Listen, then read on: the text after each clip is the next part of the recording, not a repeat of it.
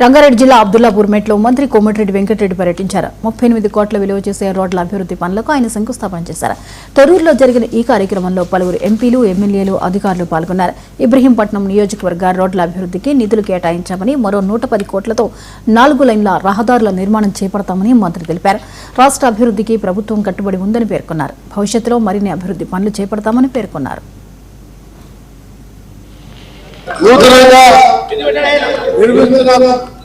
TTD Venkateswara స్వామి తెలంగాణ తిరుపతి దేవస్థానం TTD అంటే అట్లా పెట్టుకున్నాం.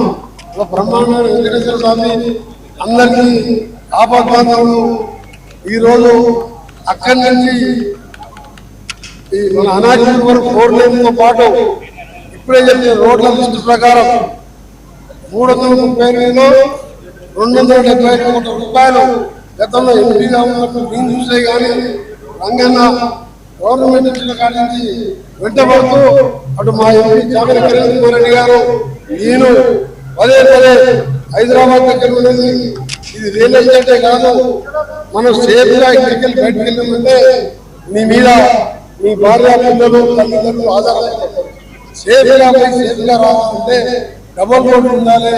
నూతనంగా